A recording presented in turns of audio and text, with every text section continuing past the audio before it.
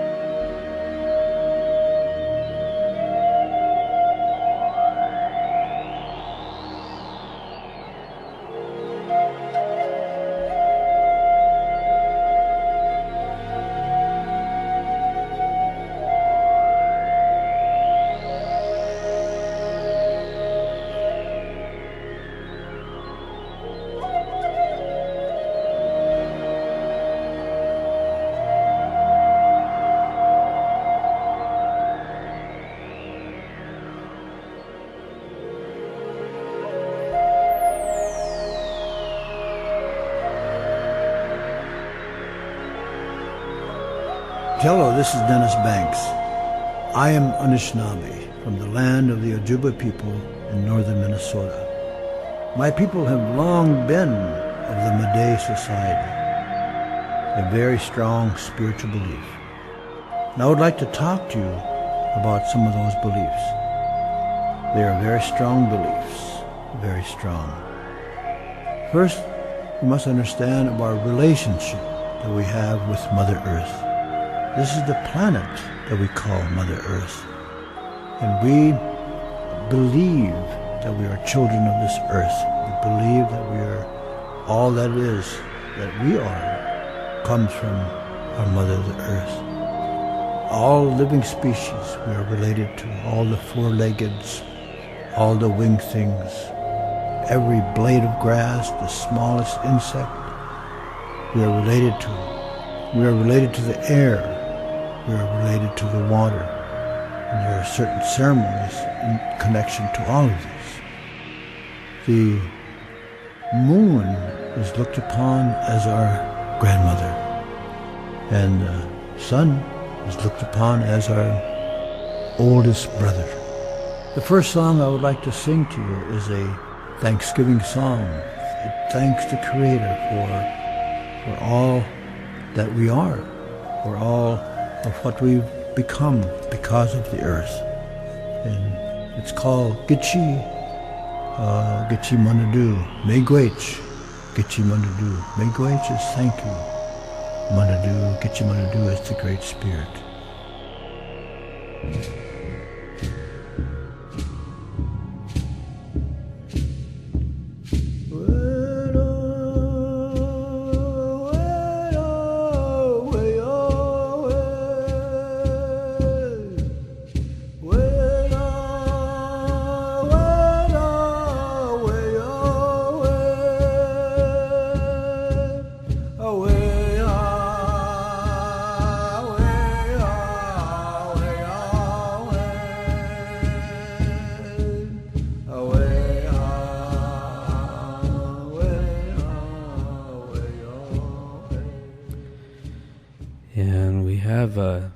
Dennis Banks on the line right now, and want to give Dennis a chance to say hello, introduce himself, and I know that he is going to be doing some projects, and one of them is the ride across the country for diabetes, and welcome back, Dennis. I'm looking forward to you coming back through Northwest.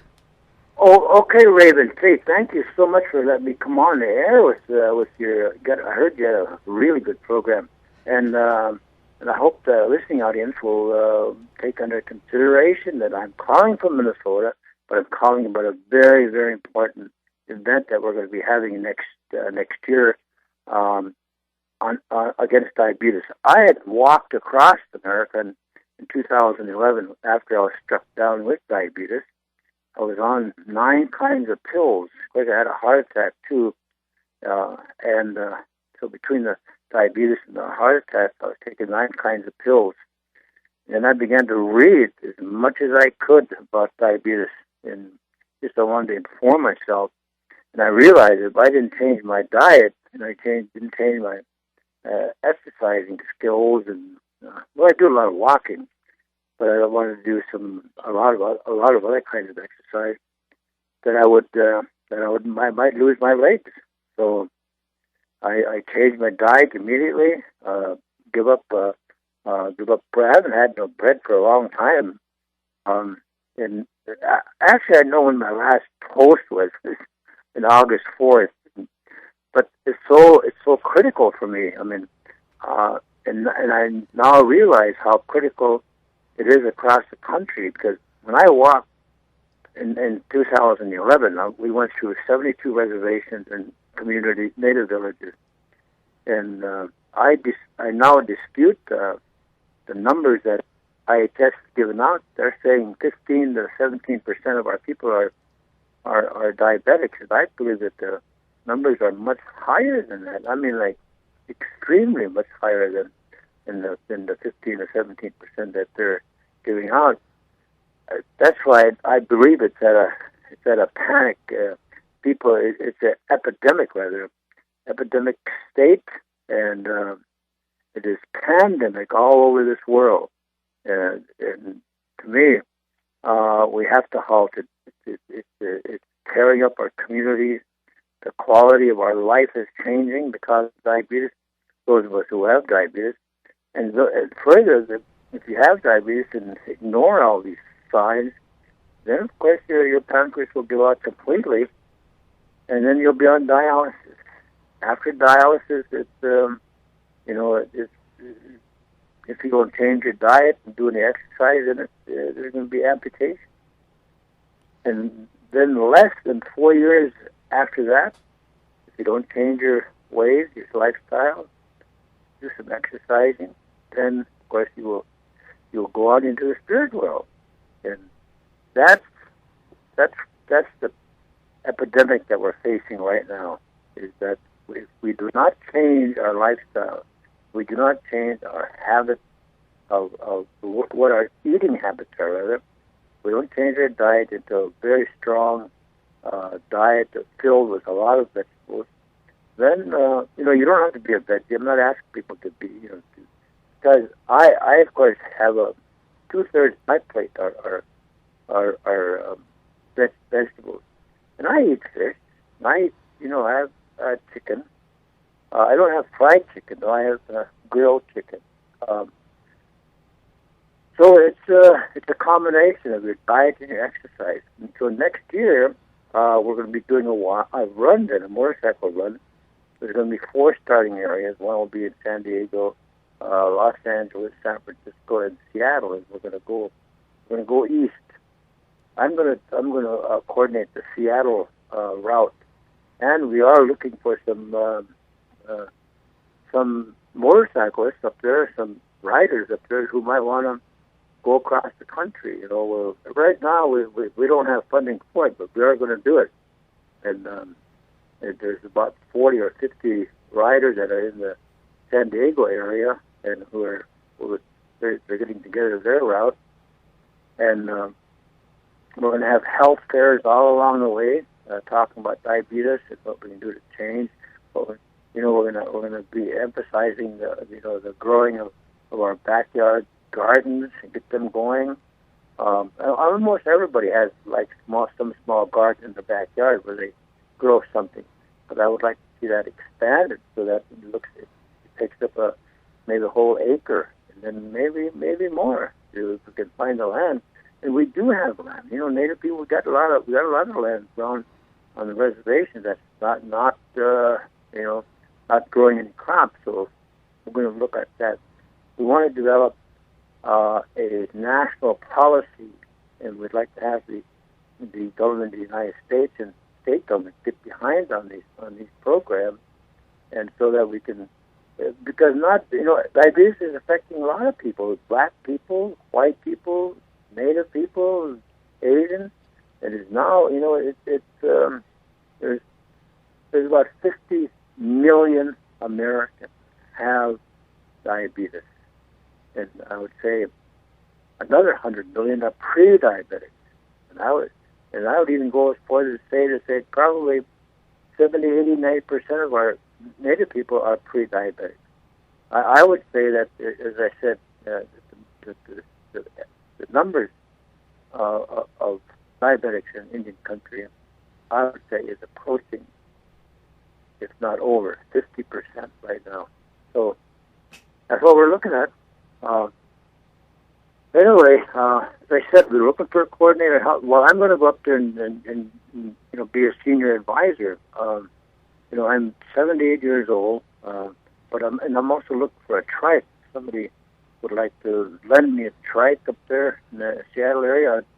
I'd ride it out there and ride it back. Bring it back to them in one piece. Also looking for a motorhome, and we're looking for a motorhome that would serve as our office on the road office. We're going to have 4 of them. There'll be one in the San Diego route. There'll be one on the Los Angeles and San Francisco route. And then we're going to meet at least the northern route, the Seattle route and the San Francisco route. We're going to meet halfway in Michigan, and we're going to strategize and develop the national program, which I think we can put together and submit to Congress by then, because we will we'll be in daily contact with the other routes as well to see who they've been visiting, what are the numbers, and what does it look like in terms of, are there gardens, are the people interested in gardens, are they doing it, what kind of exercise programs do they have going?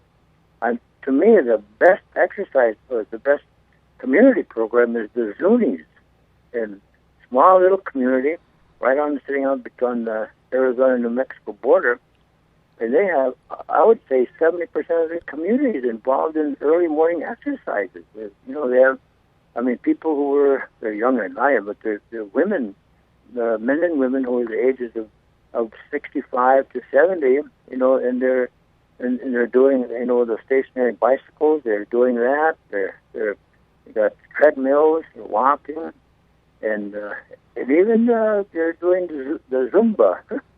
And even I was getting tired watching them. So we have to start having a national program, just a very active national program. Otherwise, we always talk about the 7th generation. And if we don't do anything right now, if we don't start our programs, there will not be a healthy 7th generation. And they will condemn us for not doing anything. And because this, is this the legacy we're going to leave the 7th generation? We're leaving them diabetes, and I wouldn't want to see that. I would want to be hailed as the generation that said, "Oh no, we're not going to pass this on. We're going to start right now. We're going to hit those. We're going to start walking those roads. We're going to start running, those paths that they're building for runners and bikers, and we're going to become exercise.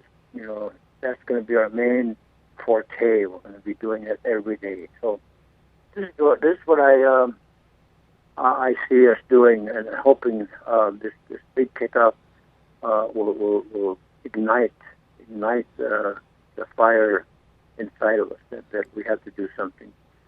And while we're doing it, we can concentrate on. While we're doing it, we can spearhead it with the diabetes program. But I do know that people who are on drugs, it do excite them.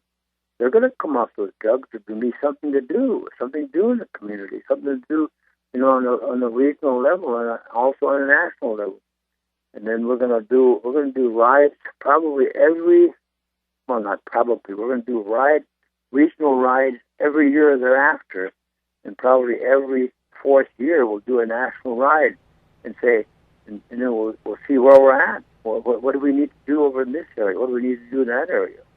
So I would like to see regional rides happening, and they are happening already.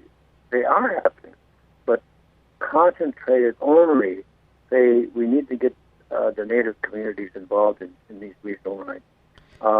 There are non-Native people are having them already. They're on small scales, and I wouldn't say 60, 70 riders is small, but regionally, I see 2 or 3 of them happening in California every year.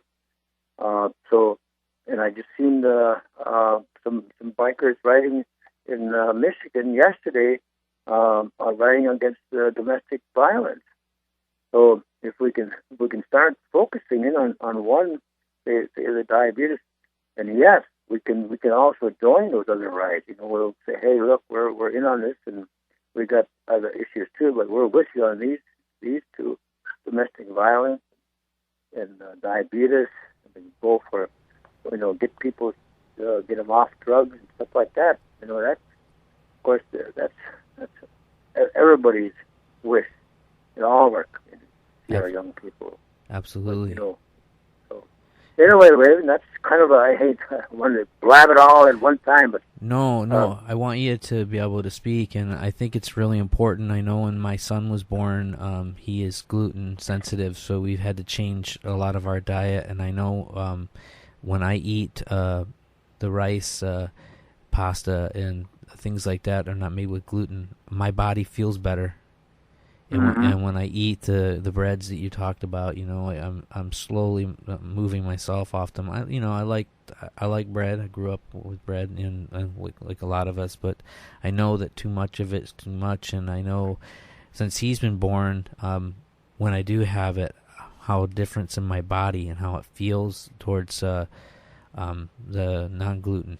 With the way that we should be eating, and I know that we need to be getting more and more back to a traditional diet.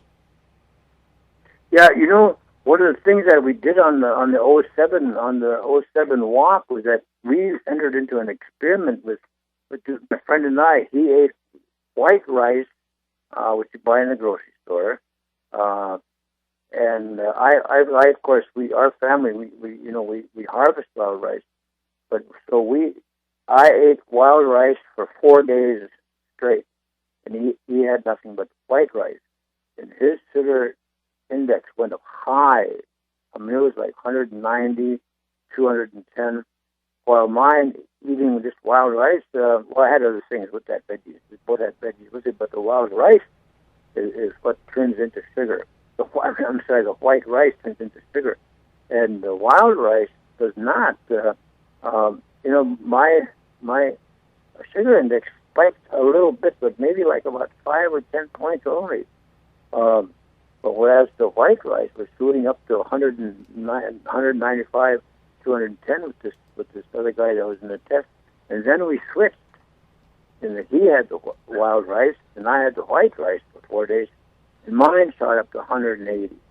And every day after I finished the white rice, I would wait for about 15 minutes, and I'd check my blood, and it was up to 180, 185. I never reached 200 though, but it was spiking it very, very high.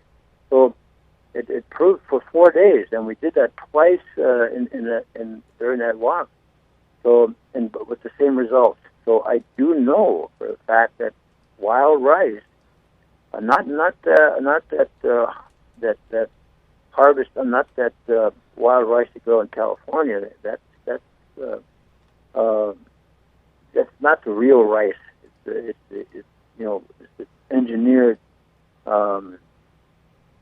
different. It was they tried to do that with all wild rice up here in Minnesota, but to run them off, they tried to convert it into that genetically engineered wild rice. GMOs. We fed Noah. Wynonna Duke, that is leading the she's spearheading the whole campaign to keep it wild. We won round one, chase those guys out of here. But so I think we've proven that the natural foods that we have, those are the ones that we have to bring to the table. And in 1968, Russ Means, was my co-defendant in many cases. He passed away last year. That we took a very strong stand against those commodities back in 1968, and then the grandmas, they jumped on us hard, and they said, don't you guys say anything about those commodities? You're trying to get them stopped. He says those are what puts us through the winter, and maybe it does. But I do know that now we know that the rice and all the white flour, the white sugar, and all of those commodities, those are also I would say they're feeding the diabetes that a lot of us have today. So we're taking a strong stand. I'm going to take a strong stand against the flour and the sugar. I think we ought to label sugar as a drug. Because look what it's very addictive. Same thing with what they said about what makes a drug is when something becomes addictive and it's very harmful. Sugar is at the top of the list.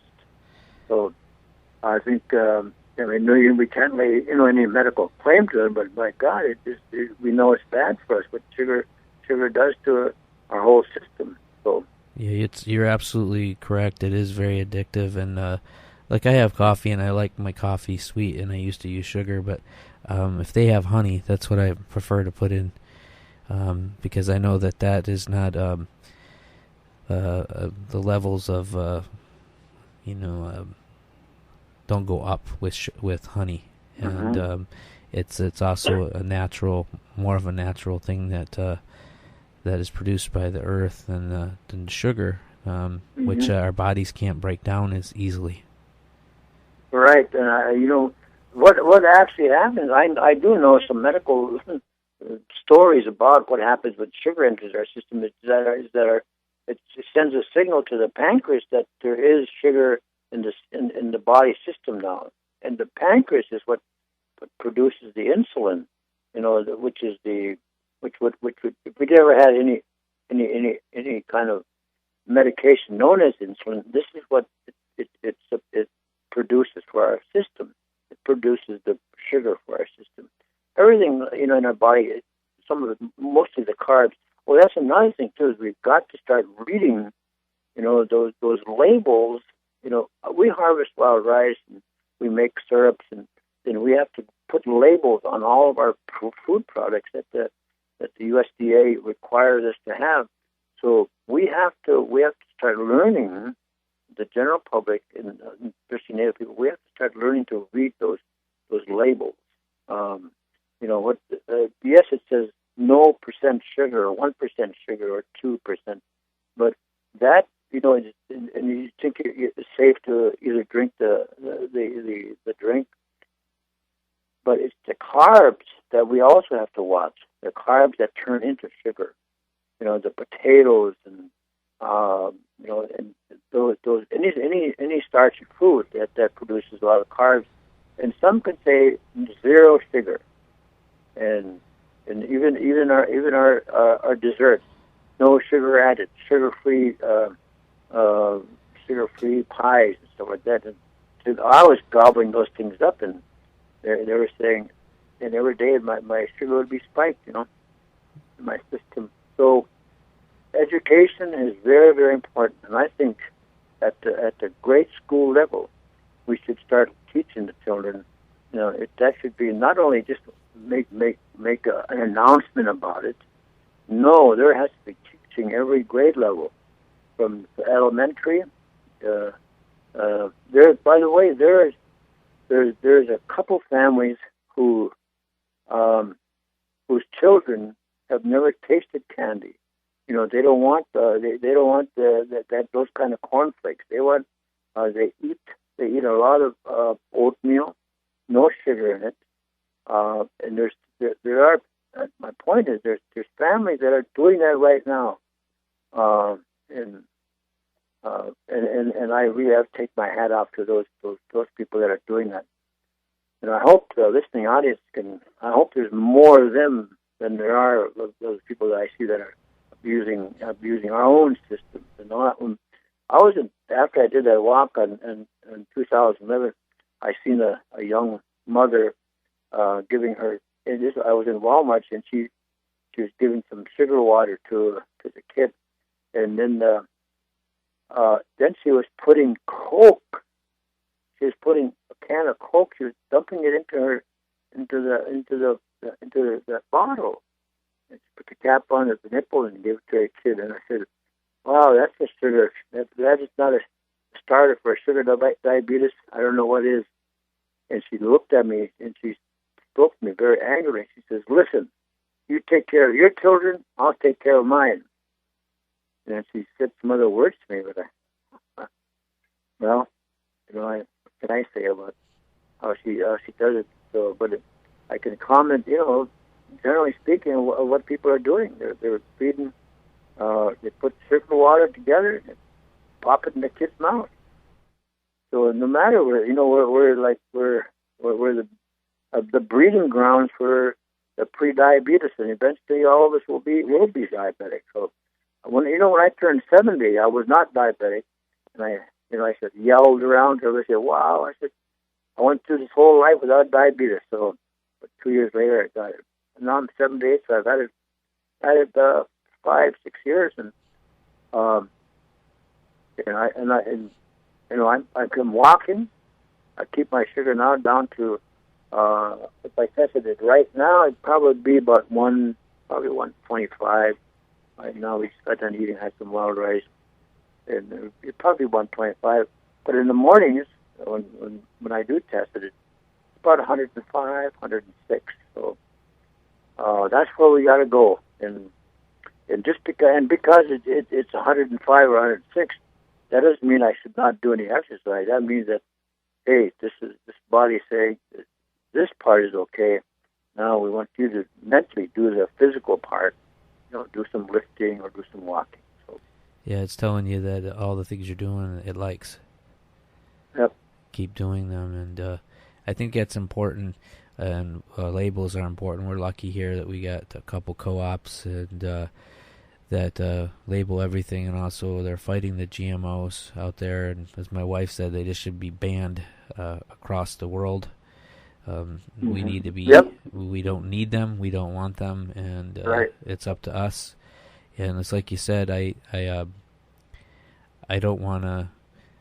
My dad had it. He had it at a really low level, but he still. I mean, he had to take those little pills.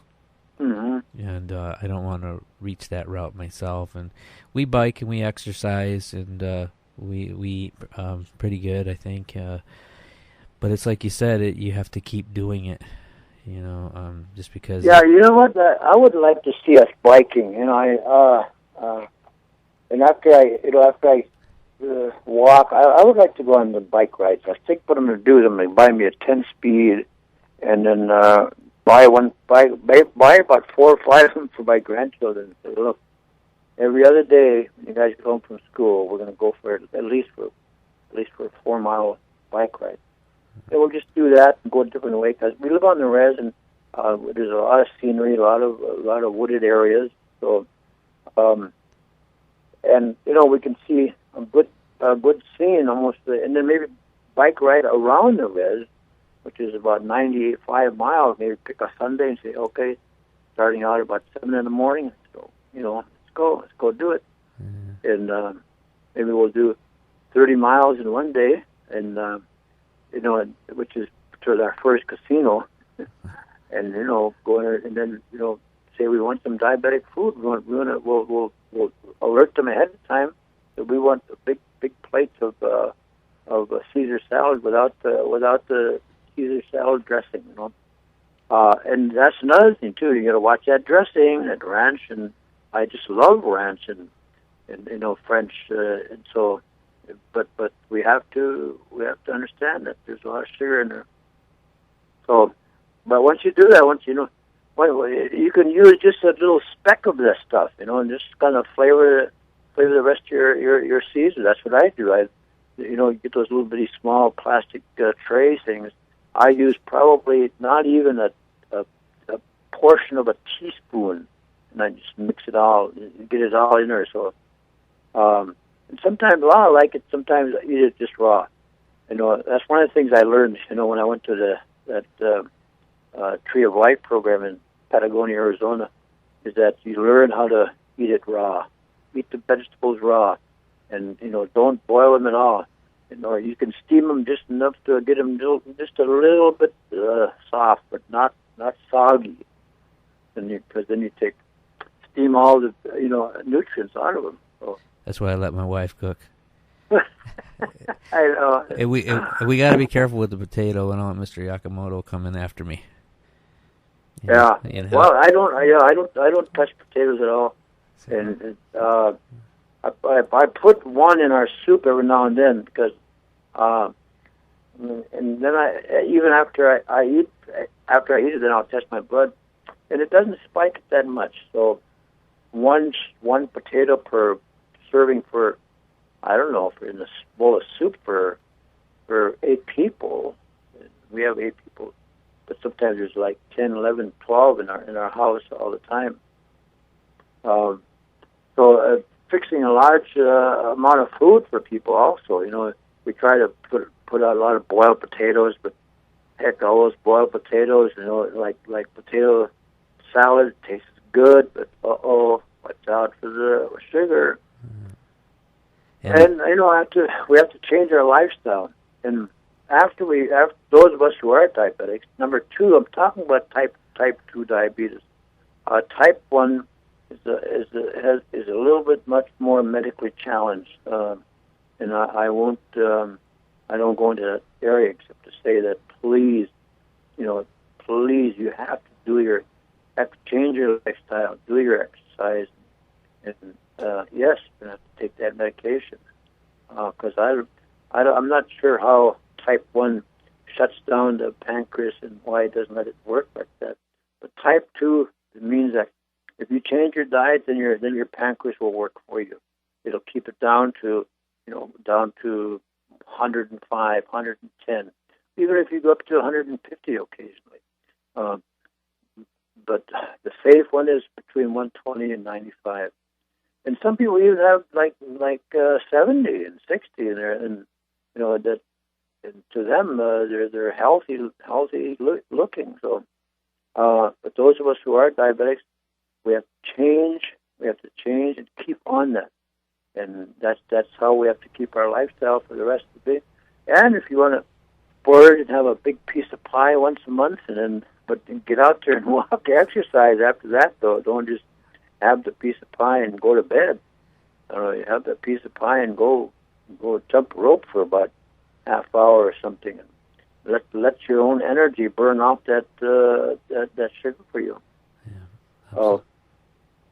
Anyway, I'm learning all this, and if you have an alkaline system environment inside of you, that's the best thing, because an alkaline system will not tolerate cancer. It will just fight off cancer.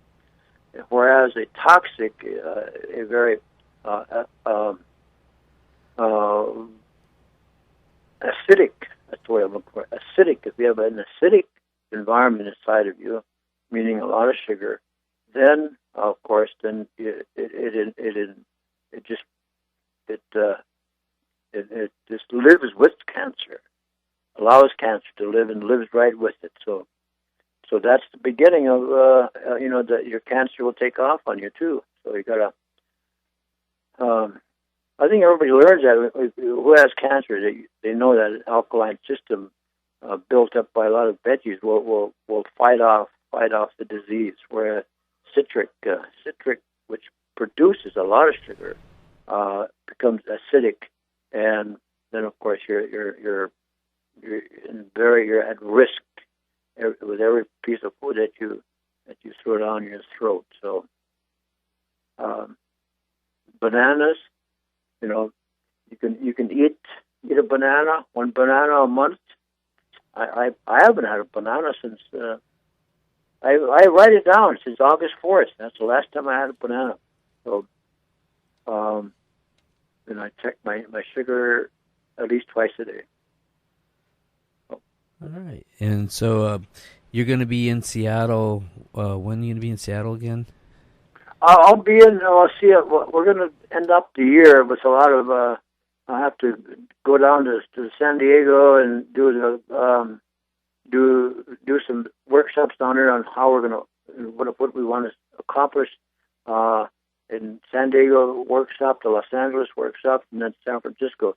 So I'm going to end up the year for the rest of the year in these areas, and then beginning in probably January 15th or so, then I'll be coming up to Seattle. And if anybody can find, as I said, I'm looking for a trike to borrow one, or you want to somehow get somebody knows Harley Davidson company and ask them if they would want to sponsor, be a partial sponsor to the ride, and we'll take a lot of pictures. We'll take a lot of record keeping for the amount of gas and oil we use, and drive it back to them when we're through. So, but I will be up there about the 15th and the 20th of January, and then start organizing up there, looking for some motorcycle enthusiasts who would want to go volunteering on a cross country beginning around August 14th. We're stuck on a date between 13th, 14th, and 15th right now, because on a Saturday, anyway, whatever one of those days are at, then we're going to end up on September 13th, I believe, or whatever is the Saturday there. So next year. So, but we'll be coming up there, and we'll start organizing. And I'll well, Raven, if you don't mind, I'd like to go on the air as soon as I get up there, and let everybody know that we're in town and where we're going to be meeting at. I don't know where I'm going to stay at. If everybody can want to put up Dennis Bank for a month or so, and then I'd like to stay up there. So. No, absolutely. When you're ready, just we'll go on the air. Well, maybe we can go on the air throughout the time that you're on the road, and call in and share with us what's going on, and just updates. Okay. What about mostly your listening audience, Raven? Where's it at? Around Seattle or? It's we're on the World Web, and I've had people as far as Iceland listening on the web, and okay. But we're also throughout this area, Tacoma, Seattle, and Olympia. Okay. And well, I know the internet is very strong source of information. So sometimes it's like sometimes I mean the ugly part of internet is that I see these young girls that commit suicide because somebody's talking about them, and just lies, Yeah. It's really hard to understand how people would attack somebody on the internet, because it goes all over the country when you start, and who wants to have their daughters or granddaughters commit suicide just because of internet mongering or whatever. Yeah. But it's good. It's a good source of information too. When you're trying to get out the word, like, hey, set the right like this. So. Absolutely, and but I do hear you, because I'm concerned about our native youth and many different ways that suicide happens, and we have to. We have to be concerned. We have to look at those things that you're talking about, and continue to share and help when we can. So that's right. So I appreciate you taking time. We just got a couple more minutes, and but I will keep in touch, and we'll broadcast again a couple times at least throughout the ride. Okay. All right. And I'll be, as I said, I'll be mostly down in the southern part of the states right now for the rest of the year. And then start concentrating around January 15th or so. Start going up there. I know a lot of guys up around Seattle and Yakima, and Greg Sutter, like my friend of many years, him and his family, and so I'll be going up there visiting those guys, up at Yakima. So, alrighty. All right. So, Raven, take care, and we'll stay in touch. Yep, you too. Take care. Okay. All right. Bye-bye. And this is KAOS Radio, 89.3 FM, KAOS in Olympia. That was Dennis Banks. Thanks for listening. Next week, G-Dub will be setting in for me. I have a little bit ceremony to go to, and I'm excited. Also, remember, September 24th, Tuesday, noon to 1, the Capitol, downtown. Jewel James will be there with his crew in the totem pole. Let's be a part of the solution. Thanks for listening.